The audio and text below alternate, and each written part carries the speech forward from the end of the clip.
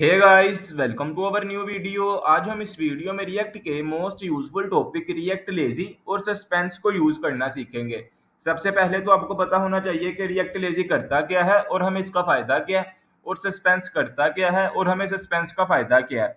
React lazy क्या करता है? रिएक्ट लेजी कहता है कि हमारी वेबसाइट के किसी भी कंपोनेंट को ब्राउजर में तब लोड करो जब उसकी जरूरत हो, तब तक उसे ब्राउजर में लोड ना करो जब तक उसकी जरूरत ना हो। ठीक है।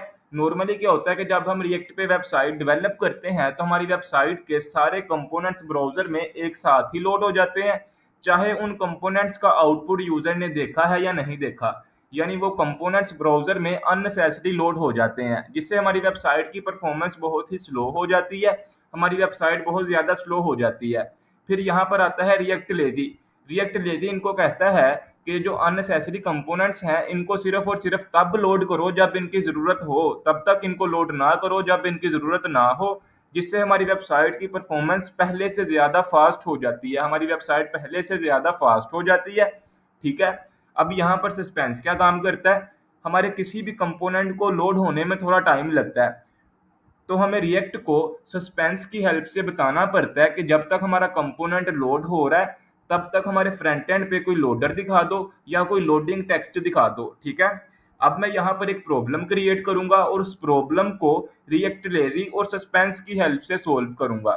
हम यहाँ पर पहले एक न्यू फोल्डर क्रिएट करते हैं एसआरसी के फोल्डर में, न्यू फोल्डर, और इसे नाम दे दिया कंपोनेंट्स। इस फोल्डर में एक न्यू कंपोनेंट क्रिएट करेंगे किसी भी नाम से, मैं इसे नाम दे दूंगा home.jsx। इसमें RAFCE करेंगे और इसे app.js की फाइल में कॉल करेंगे, यहाँ पर होम। ठीक है। अब हम करते हैं अपने रिएक्ट को स्टार्ट, npm स्टार्ट। अब हम जाएंगे अपने होम के कंपोनेंट में, यहाँ पर हम सबसे पहले एक हेडिंग ले लेते हैं h1 से और इसमें टाइप कर देंगे this is my home component. ठीक है। अब हम जाएंगे अपने इस फाइल में, ऐप की फाइल में, और यहाँ पर एक यूजस्टेट वेरिएबल डिक्लेयर करेंगे और इसको नाम दे देंगे शो का। इसकी बाय डिफॉल्ट वैल्यू कर देंगे फॉल्स। यूजस्टेट को भी इंपोर्ट कर लें। अब हम यहाँ पर एक बटन लेंगे, बटन, और इसको नाम दे देंगे शो होम कंपोनेंट कंटेंट। ठीक है। इसके ऊपर लगाएंगे अब ऑन क्लिक का फंक्शन, ऑन क्लिक, इसमें पास करेंगे कॉल बैक और इसमें सेट कर देंगे सेट शो ट्रू। ठीक है। टर्मिनल को क्लोज कर देते हैं। इस बटन को थोड़ा सा डिजाइन कर ले इनलाइन CSS से, स्टाइल, इसे मार्जिन लेफ्ट कर देंगे 20 और इसे मार्जिन टॉप कर देंगे 20, पैडिंग भी कर देंगे 20 और बॉर्डर दे देंगे इसे, बॉर्डर 1 पिक्सल सॉलिड ब्लैक। ठीक है। अब हम यहाँ पर एक कंडीशन लगाएंगे इस होम पे, इसे कर्ली में रैप करेंगे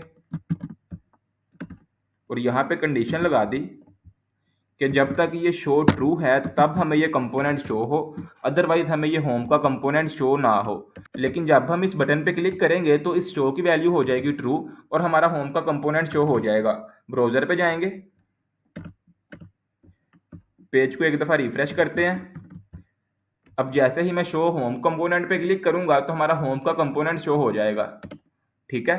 नीचे उसका कंटेंट शो हो रहा है। दोबारा रिफ्रेश करते हैं। अब हम जाएंगे इंस्पेक्ट पे, नेटवर्क के टैब में। अब मैं यहाँ पर आपको दिखाऊंगा कि इशू क्या आ रहा है।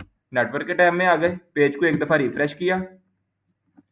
अब हम जाएंगे अपनी bundle.js की फाइल में, यहाँ पर, और इसमें करेंगे Ctrl+F और यहाँ पे सर्च करेंगे होम कंपोनेंट।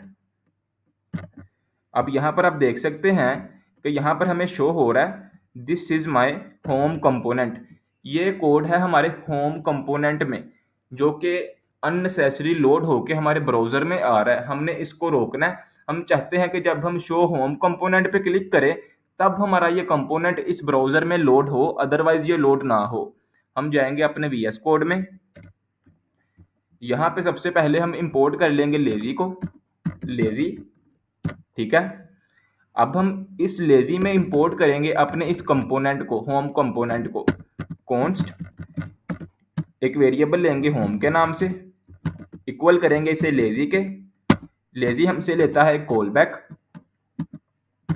और इस कॉल बैक के आगे हम पास करते हैं एक इंपोर्ट का फंक्शन, इंपोर्ट।